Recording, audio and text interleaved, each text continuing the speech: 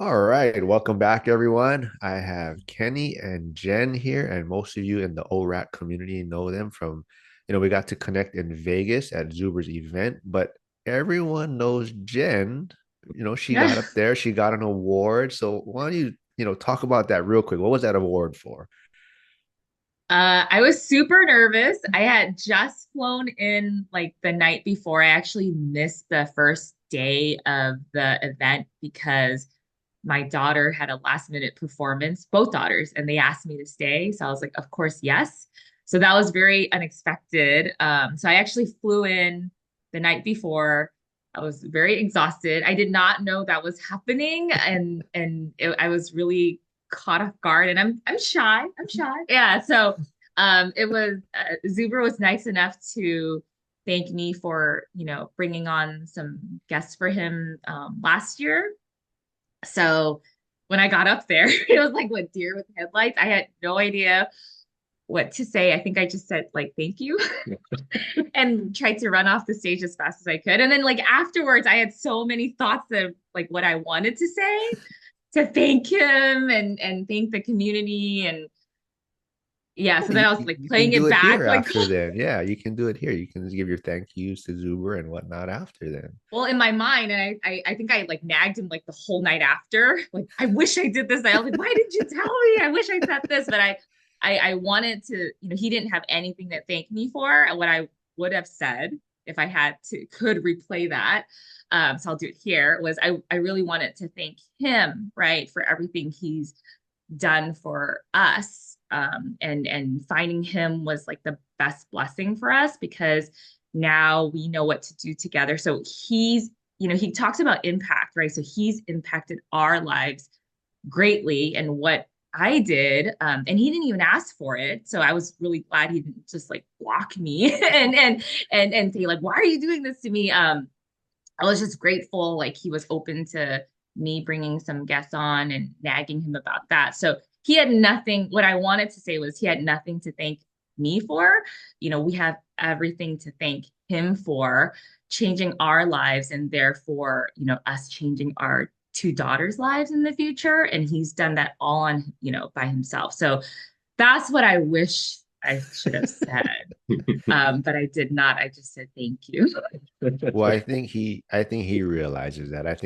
He realizes the impact that he's making, and on behalf of the other people in the ORAT community. I mean, we're all grateful for you working so hard. I mean, he already has amazing guests that come on a regular basis weekly, but the fact that you're getting these other guests to come on, once in a while. I mean, I think that's super awesome too, and it's good to see these other people hop on his channel.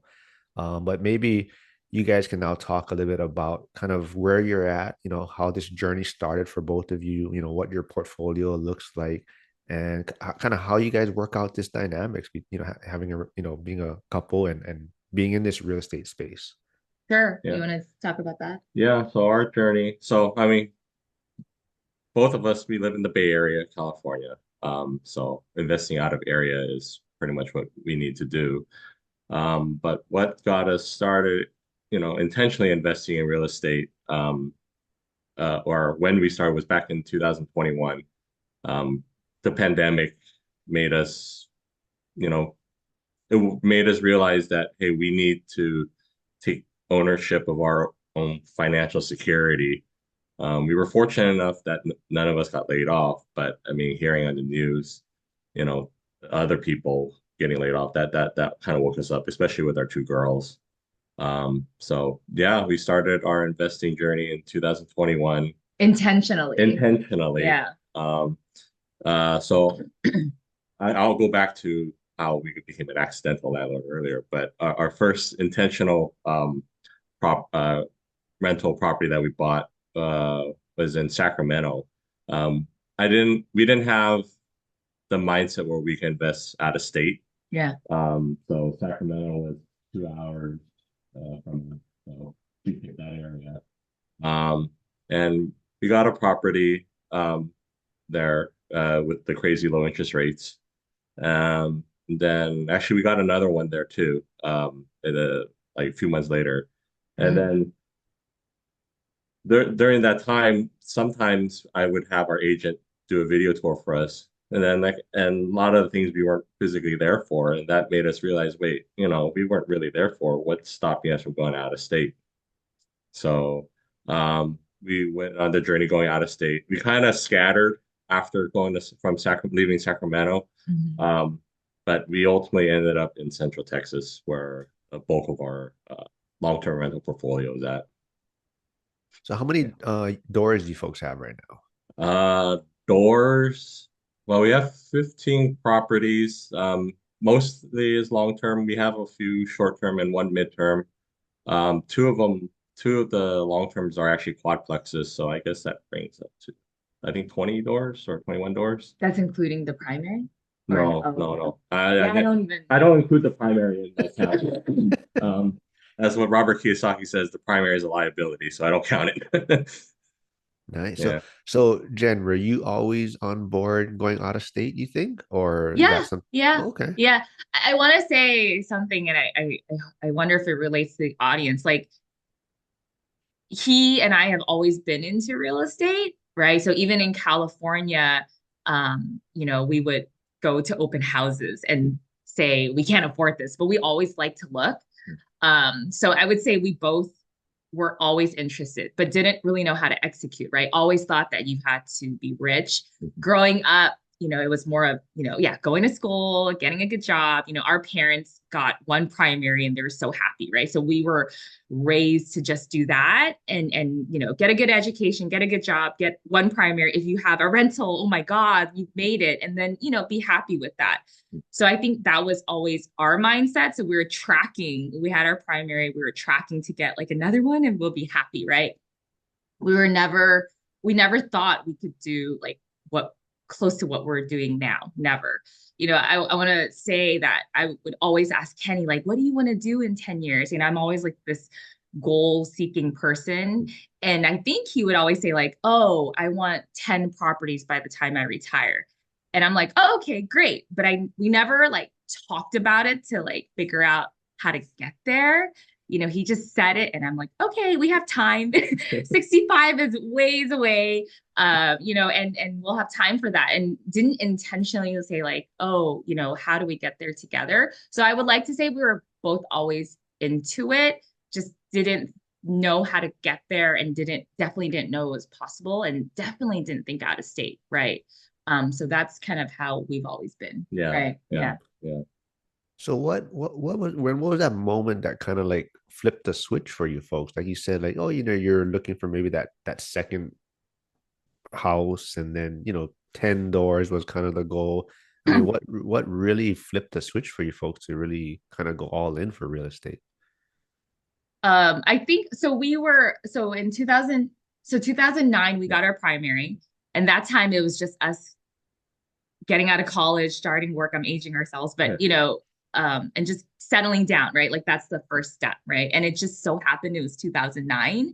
I mean, we know we got it at a discount, but we were not investors. So we did not know what was going on in the world. If we did, maybe we have executed differently, maybe got another one, or that time we weren't even married yet, right? Maybe had one each, or we had no clue, right? We were just worried about getting laid off and not finding a job. Then what was the next one was 2013. 2013. Yeah, this one was the accidental landlord. So 2013, Jen's brother's in-law. No, so like so a Is it family friend relative? or a family Yeah. friend got into some financial issues, and that a house would what they had some issues with that house, and this is during the financial crisis, right? So they asked us if we could uh help out with the house, and we did that. So we became accidental landlords, right? This is during the great financial, like the tail end of yeah. it. But we also did not know what was going on, so Yeah. we said sure, and then that's it. Yeah. And we like kind of just sat until COVID, and COVID hit, and we were afraid that we would lose our jobs.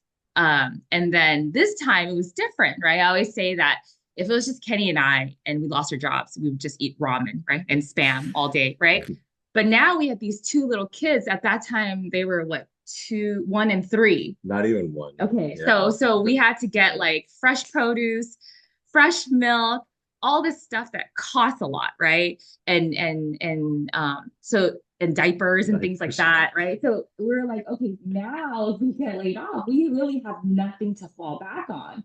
And we can't feed them the same things we would be eating if we got laid off. So it just completely changed our mindset. Like, if this happens now or if this happens in the future, we really have to set ourselves correctly so that we can still take care of them the way they need to be taken care of. And then it became so usually I just say something and then Kenny starts doing research. So he was doing research on stocks. Yeah. We did that a little bit, right? Were we part of the AMC and the games? No, I was not. I didn't touch that. Oh, okay. I didn't touch that. Yeah. I think I got some into some weed stocks because everybody was making a lot of money, and then I don't know what it was worthless after like a month. Roaring Kitty, right? Roaring Yes, Kitty. right. We tried to do everything, but then Kenny's I'm just all over the place. So Kenny was actually finding out and found So real estate. Right? yeah, we found real estate. Well, I found real estate. So actually, how it started, I was researching stocks. I found Graham Stephan, Meet Kevin on YouTube, and then they were talking a lot of stocks back then. And then I decided let me research them, their backstory. So I went and looked at both of their early, like their beginning YouTube videos, and it was all about real estate. And I realized, okay, that's how they made their wealth. And then after they got their wealth, they're playing with stocks. So I decided, okay, we need to start with real estate first. Yeah, and I think that's when like the YouTube University happened. I found Zuber. Yes. But I found Zuber in a very strange way. I actually was following a doomer and they just come up on the feed, right? And then I'm like, Kenny, jackpot, this guy knows when the prices are gonna crash, like follow this guy. And Kenny watches it and says, this is crap, right? And I'm like, no, we gotta follow him. He knows exactly when the market will crash and we should go in. I mean, by that time we already started investing like in Sacramento, so it's not like we weren't doing anything, but I think we were trying to figure out where the jackpot's at, right? And I think because the Doomer and Zuber's names kind of keep on passing, Zuber actually came up on my feed. And then I'm like, what happened with Zuber was I watched him and he was from the Bay Area. So I was like, check, because you're always looking for somebody that's relatable, right? That resonates with you. And then he was a W-2 worker. We're still W-2 workers. So it was like, check. And then he was more of like a slow and steady long term. So I was like, check. So then I showed it to Kenny and Kenny's like, okay, this guy knows what he's talking about.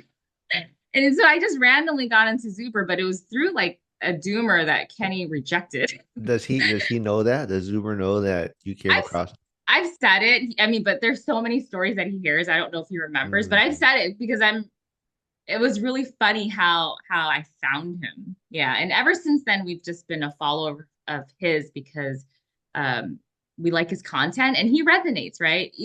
He's always talking about and he emphasizes like W-2. I'm not an entrepreneur. Ask Kenny, are you an entrepreneur? No. Yeah. Example, like maybe I could, but he's always been like, no, it's not me. I can't force it. I'm W-2 and I'm fine with that. And he's like the only guy that said it's okay. Even in the last couple of years, like a lot of influencers have said, quit your job, go with GameStop, quit your job, and buy businesses, be an entrepreneur. Thank you. But like, Zuber is the only one that says it's okay, to do it this way, and that completely resonates with Kenny and myself as well, right? Yeah, I think that's why this community is so strong. And I don't know what your guys' thoughts were, but when I went to the event in Vegas, it just felt it was a different feeling. It was more like a family event. I keep telling everyone it was just this great community and just building great connections. And I got to meet you folks, and it was just a fun experience. So, what was your guys' thoughts of the event? Yeah, I felt pretty much exactly the same thing. It was the best real estate event, or actually one of the best events, period. Yeah. Even outside of real estate. Yeah, I agree with the community. It didn't feel like just meeting people. It was kind of like it had a more family vibe to it. like it's a family reunion type of deal. So Yeah. yeah. Everybody was really welcoming and not only just sharing stories, but like helpful, right? So, we would share stories, but then people would say like, what do you need, right? Hmm. It was just a very welcoming community, close knit. And I prefer the smaller ones. I feel like we've been to a couple of real estate, and I feel like when it's really big, I don't know, they get kind of nichey, right? Hmm. Or clicky in a Yes. way sense. Yes. But this one I really enjoyed. Everybody was so down to earth. And just really welcoming, right? In the event, after the event, just yeah, it was really good. Everybody was helpful. And then also the speakers, right? A lot of times these conferences, it's hard to talk to the speakers. Hmm. But here we got to talk to everybody, and they Yeah. were so nice, right? From Zuber to Coach Carson to Ty to like everybody. Yeah. The list goes on and on. And I was only there for one day, right? I even missed the first day. Casey, right? Yeah. Everybody. Olivia, we talked to Olivia for a while, so Yeah. it was really good. Yeah. So what, I mean, maybe what has been the biggest struggle as far as investing out of state or growing your portfolio?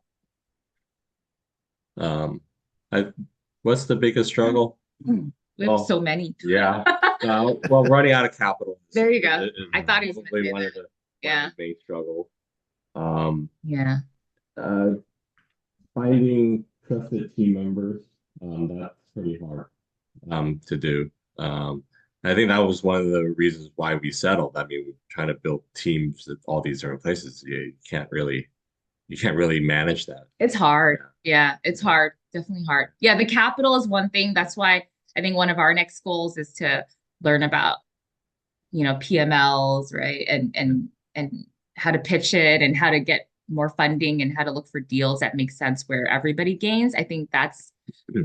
our next hurdle. Or Yeah. even if we want to do that, we did talk to Coach Carson about, is it the right way to, or is it better, not the right way, right, to find capital and continue to grow, or just do slow and steady and wait till we have enough savings from our W-2, right? Because we're still full-time employees, right? So that part of it, like to Kenny's point, yeah, building a team um that consistently can help you, right? Because they change, lives change, people do different things. That's been really hard, even in our focus markets, I Yeah. would say, right? Right now we're not everywhere. I mean, we were scattered in the beginning because we were trying to figure out where we should grow. But now even in Central Texas, it's hard to have a reliable team, right? That Yeah. you can count on. Yeah. Yeah. Well, you're already getting great guests to come on Zuber's channel. So that's almost like reaching out for private money, right? You're pitching something to these people to come on this channel. So I'm sure it'll be an easy transition for you to reach out and start raising capital and things like that, I think. So that should be easy for you. I mean, you seem like I said, you're very personable and easy to relate with, so I think that's gonna be helpful for raising capital for you folks. I think that I don't know about Kenny because we're introverts. I don't know if you could tell, but No. I'm very good at bugging people to help other people that's not related to me. Like I'm fine with that because I don't have anything to lose, right? So like these guests for Zuber, for example, I don't even think he's asking for it. I just hear him say a name on his daily financial. I'm like, hey. And then I just start hunting. Kenny says I like the hunt, which is great. I like, to look for, Black Friday deals and stuff like that. So I like that hunt, but I have nothing to lose because it's not for me. I think when it's for us, I have a real difficult time asking for help. And it's a whole complete new strategy, right? Because they have books about it and people talk about it. So yeah, it's not really in our wheelhouse to start talking to people about things that are related to just us, right? Personally, I think that's my issue. That's the next hurdle, probably. Yeah. Interesting. Well, I think you're on the right path. I think you guys are doing great. I mean, you guys finally got on camera to do an interview. It's been had to bug you guys about this for a while. But I mean, as far as the real estate side, but as a couple, like what kind of difficulties have you guys faced, on this journey? I mean, is it hard to balance everything? Like you say, you have two kids and work and investing out of state. Like how do you guys balance it all? Yeah. Um, Never really thought of like out of balance. I think we just do. I mean, we both generally have the same goal. So I mean, I probably that makes it easier. Um, I mean, in terms of tasks, I mean, she's more of the one that will, if it requires communicating to like contractors or basically people, she's the one talking to the people. I'm the one that's doing underwriting, doing the bookkeeping and all that. So I'm more of the behind the scenes. So that's kind of how we generally split it up.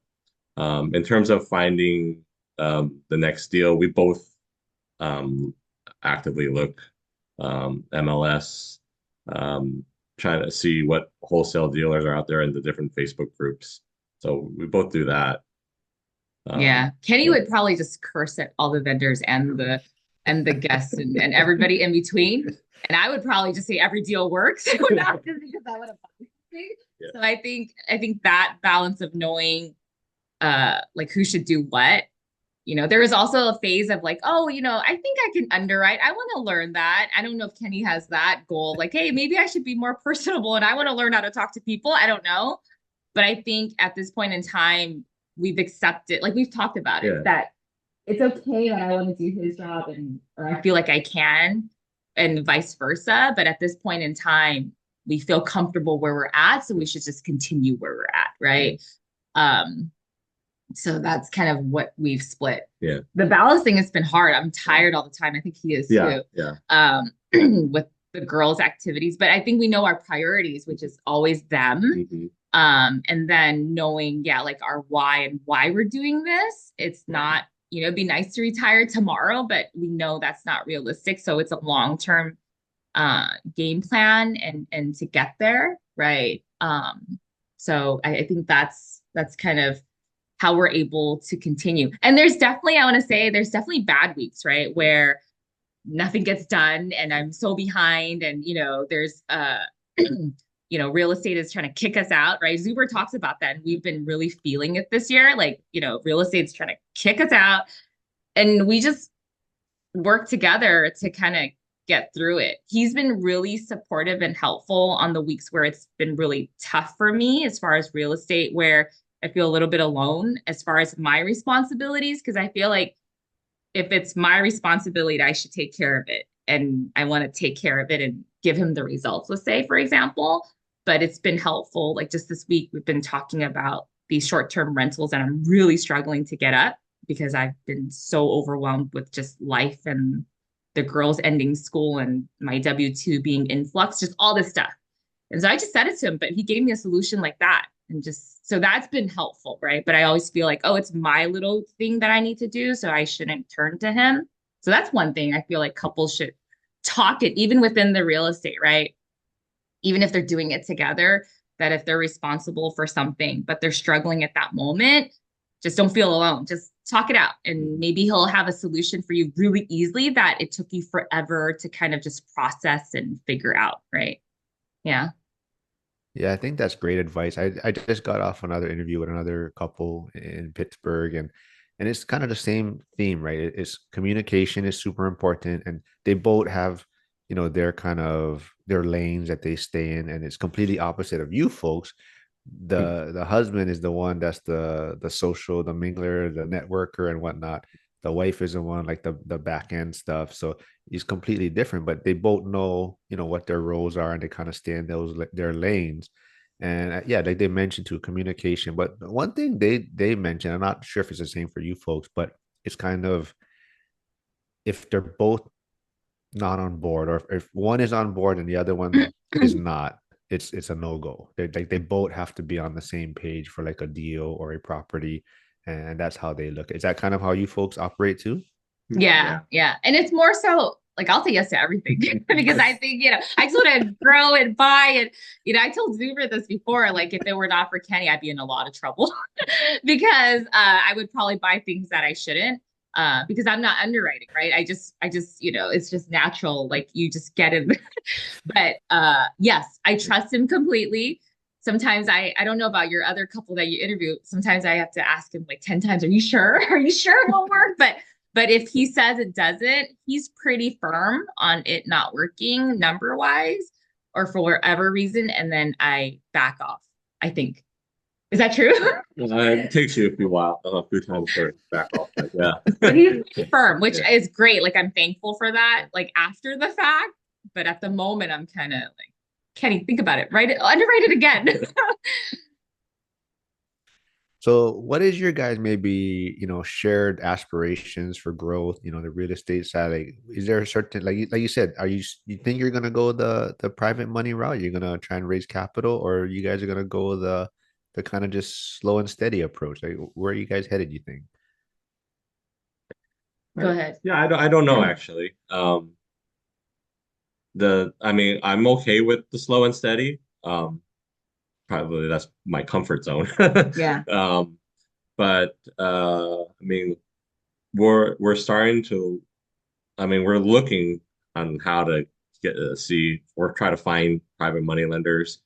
I mean, found a few private money lenders that I have in I guess a Rolodex now. But just I'm just trying to get a list of who the different private money lenders are out there right now, and then just waiting for whatever the next deal that shows up, and then we'll see where we are at that point in time.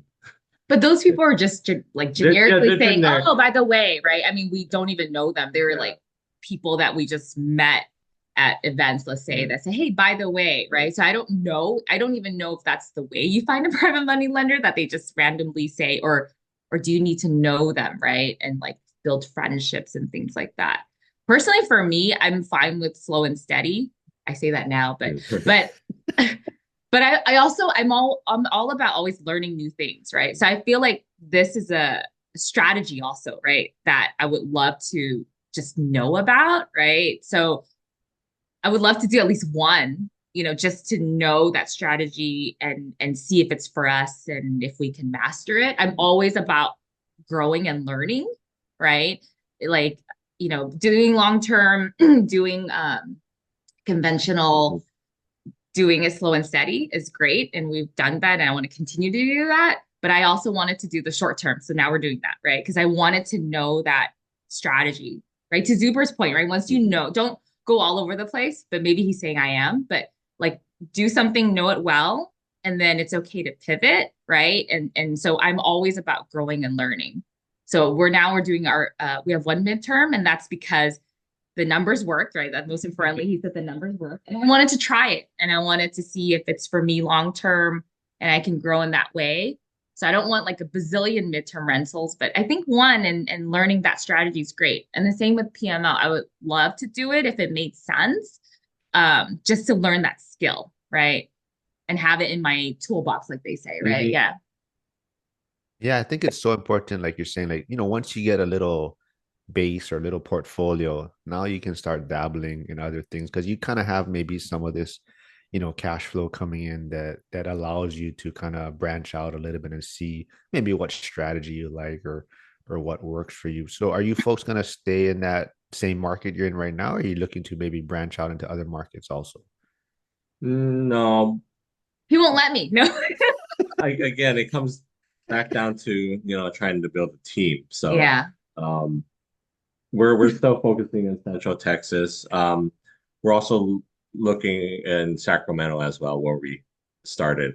Um, Yeah. So just so those just two. those two. Yeah, just Yeah, because in Texas yeah, right now with the property taxes, right, it's hard. yeah. So unlike so some of the investors have heavy cash flow, we don't, right? Because in our markets, they're pretty slim, right? Not significant, right? Yeah, Yeah. I mean, in terms of I guess appreciation versus cash flow Yeah. spectrum, we've always chose markets that were kind of like in the middle. You get some cash flow, but yeah, Hopefully get but there's appreciation. a yeah. We're not banking on it, but I mean, these markets have, generally a better chance of appreciation than some of like the heavier cash flow markets.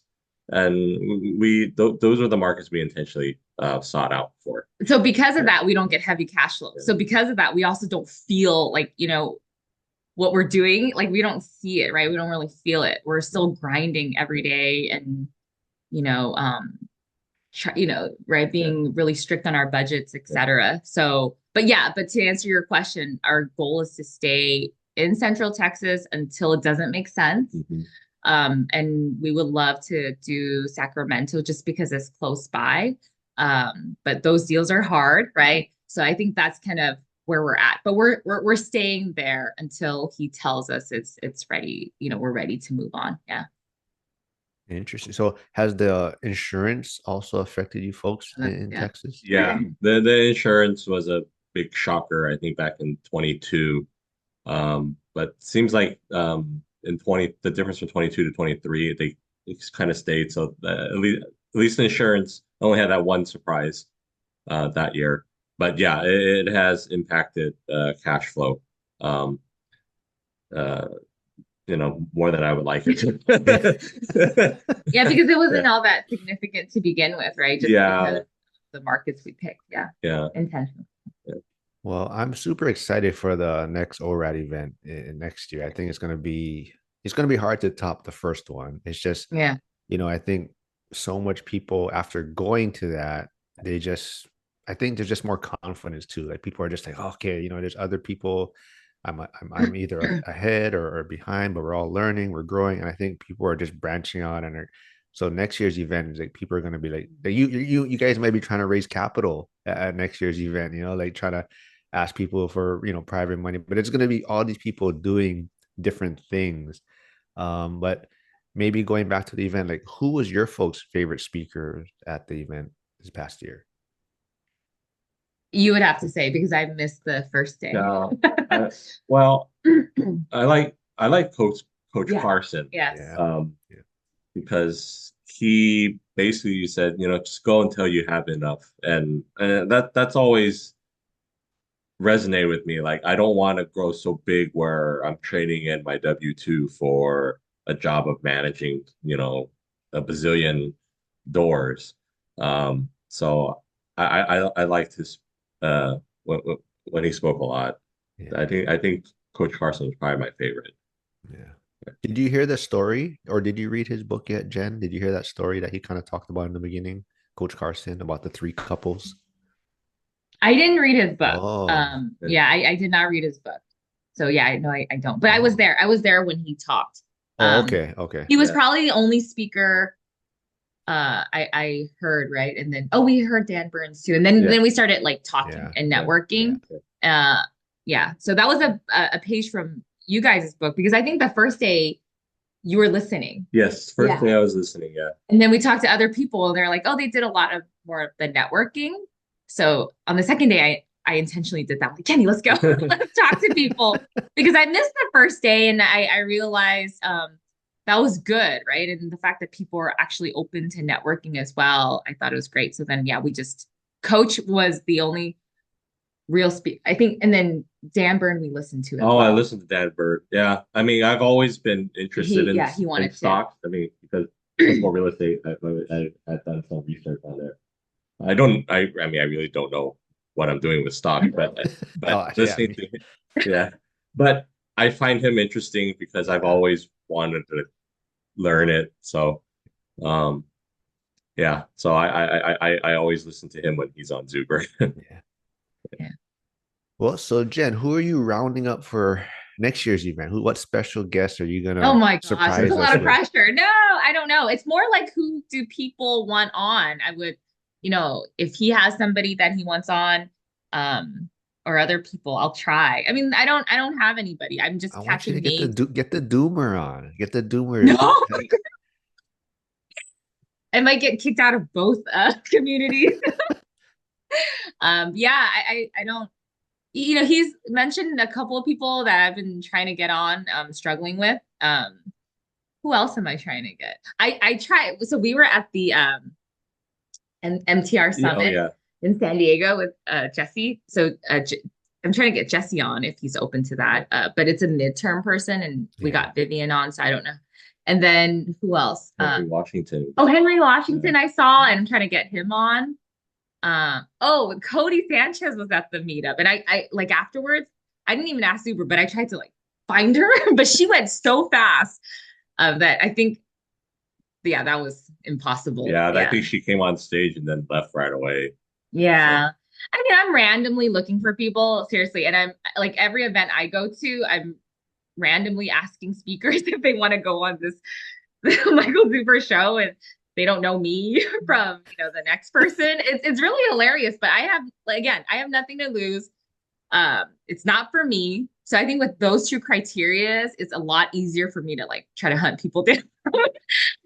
So yeah, it's whoever wants to be on the show and whoever Zuber wants to try to get on the show, whoever the family wants to try to get on the show. I just need a name. Sometimes I don't even know who they are, and I start randomly finding them. It's hilarious, right? Yeah. Until they block me, I'm good. Does Kenny like go to these events with you and like kind of just like, I don't know this person? Yeah, Like he does she's that just even in life. He doesn't need to go to this real estate event. He's like, who's that girl that's randomly crazy talking to people? So our setup is that we have to either of us go yeah, because we have to stay with the girls. Our oh, okay. girls are 6 and 4, yeah, so it's that bonding time, and they're still like relying on us to be there and feed them and take care of them. So it's usually one of us, right? So I try to get Kenny to go to more events, right? I've been trying to do that. Um, so it's either one of us, yeah, right? You've been trying to go to more events yeah, lately. Yeah. yeah. Yeah. And build those relationships. And I feel like when they start talking about deals, I feel like he's better equipped for that. And so, but yeah, I think the MTR is the only one that we went together. And I was going to go alone. And then he wanted to learn more of the back end strategy. So he went as well. Yeah. Nice. Well, I'm glad we finally got to do this. You guys have a busy schedule and this was a lot of fun. And I'm glad that we got to connect in Vegas. I see you guys in the Zoom calls and I see Kenny in the school community that Zuber just started. So I'm glad we're keeping in touch and this community is just growing and yeah, it's a lot of fun and I'm glad we got to do this. It was a struggle getting you Yeah. folks to agree to do this. But yeah, we'll do it again and we'll keep everyone updated with what you guys are doing and see who Jen's gonna bring on Zuber's channel next. Oh my God, that's a lot of pressure. He doesn't ask me. I'm randomly finding strangers and asking them if they'll do it for the community. And I want to say a lot of people have been really nice. Like even the big names have just been really nice in saying okay. Like when I found Jaspreet, that was a breeze. So some people and Joseph's been really easy too. So yeah, I think I would say most people um have been really easy and welcoming, which is really nice too, right? And when we did Ken McRoy, that was easy as well. So it's been good. All the people that have come on have been um fairly easy to get on. Yeah. Yeah. So that's been nice to see. Well, thanks for all you're doing. I think the whole community appreciates it. I mean, like I said, he already has amazing, weekly guests, but it's Yeah. also cool when he has some different people come on and it's a lot of fun. And but like I said, a doomer would be probably awesome if you You could got get. to ask him. If he says yes, I'll do it. I mean, like, really? I Oh think my God. I think well, he'd want to, yeah. Yeah, he Really? would. Yeah. I mean, YouTube might ban it, right? Can you curse on YouTube? I mean, there might be some heavy You stuff going didn't, on. of course you can. You didn't hear his one rant? That one, that which one Oh, was oh it? I have heard that him say yeah, that one guy who's already like almost a billionaire. Oh yeah, Tom Yeah, Bailu Bilu. I forget how I don't know how to yeah, say his last name, but Baby yeah. Lou, that's his name. No, Tom Bailu or something. Yeah, Oh, yeah. yeah. He called. If he's open to it, go ask him, Mark. You're in the school community. I'm not. I think Kenny is. Yeah, you guys ask him if All he right, you is. know what? I will. I'll bring it up to him and say, Jen's on it if you want No, this I to don't. Just happen. don't say it like that. Yeah, no, but thank you so much for taking the time to talk to us and let us share our story. Yeah. No, I said I think people just love hearing everyone's journey and knowing that everyone has struggles and just like I think people like to see the couples that are doing it together. That's probably the biggest struggle that a lot of people have is one person's on board, the other one's not, or just working out the whole balance. Like you said, like you might be struggling with the life and work and the kids, and it's just finding that balance together. So I think that's super important to get out there. Yeah. Yeah, I would say, yeah, we've had a lot of challenges. I mean, you hear the story and like the 40 minutes, 45 minutes that we're on, and you think, great, but there's a lot, right? It's a struggle to stay in your lane and find a market and not get sidetracked by all this shiny object syndrome. We still deal with that today, mostly me, right? And then the real estate trying to kick you out constantly, that's real too. Vacant units, Yeah. get unhappy guests. I mean, that all falls on like a week, right? And so yeah, it's constantly a challenge and a battle, but just stay the course, right? And I think that's what we're trying to tell ourselves every day. And it helps that we're telling each other that as well. So yeah. Yeah, but it's also great, like they say, like Kenny kind of keeps you in check, right? Like Kenny he's the calm demeanor, and he's kind of like, okay, Can you let's tell? analyze this, and right, I'm so it like, works. Yeah. yes, yeah, yeah. It works out well for us. Yeah. All right, so yeah, thanks for doing this, and we'll catch up, and if not, I'll see you folks in Vegas. All All right. All right. right, Looking forward thanks. to it. Thank you so much. Thank Okay, you. bye bye. Bye.